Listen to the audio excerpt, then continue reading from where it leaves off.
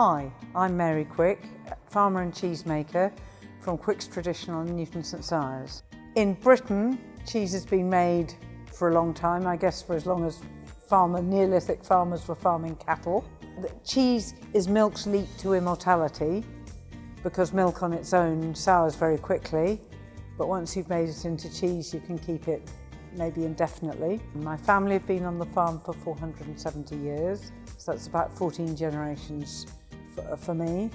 And we have been making cheese on this farm for pretty much that length of time. My mum built the cheese dairy in 1974, and our aim has been to make world-class cheese, sold world-class around the world since then.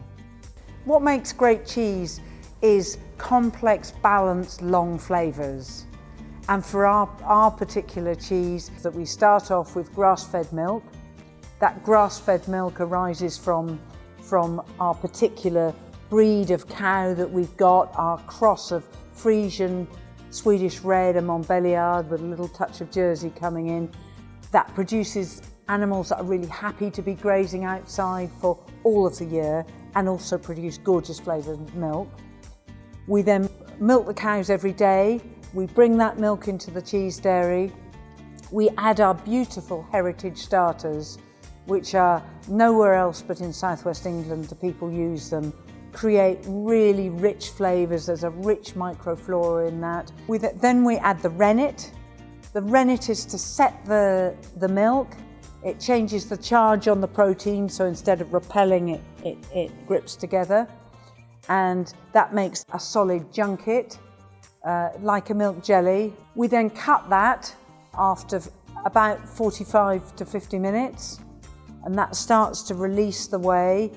We cut it into about the size of the moon on your thumbnail, and we then cook that. It's a process called scalding. So we heat the cheese up, heat the curds and the whey up. Then when the cheese is at the right texture, when it feels shotty on the back of your hand, at that point, we'll take it down into the coolers, drain the whey off. We part the curd, put it to the side of the cooler to allow the whey to drain off.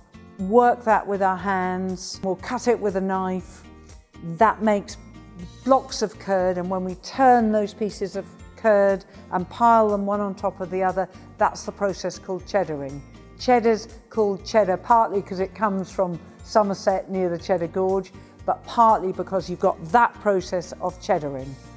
Then when it's at the right acidity, we'll add salt, and we will mill it, put it through the mill, pieces through the mill, cut it up into pieces, kind of the size of your thumb, and then add salt. That salt pulls moisture out, it stops the lactic acid developing any further.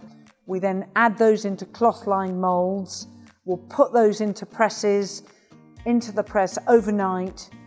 We'll bring it out the following morning, soak it in the cloth in hot brine.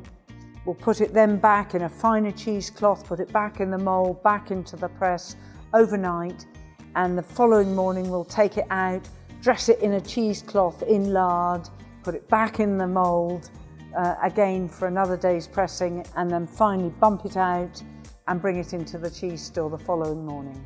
So the mould that grows on the outside delivers different flavours to the cheese, and all of that is creating cheese that has got quite a lot of different flavours in this single cheese. So we then select it. We'll take a core from the cheese and distinguish what went right, what went wrong with the making, and what are the different flavours that are in that cheese, which tells me which customer it should go to and how long we should age it. I've got this picture in my mind of the flavours that I want. I want to be pursuing those flavours and having people around the world understand what those flavours are and how they tell the story of where the cheese comes from. And artisan cheese will be pursuing ever more gorgeous, complex, long and balanced flavours.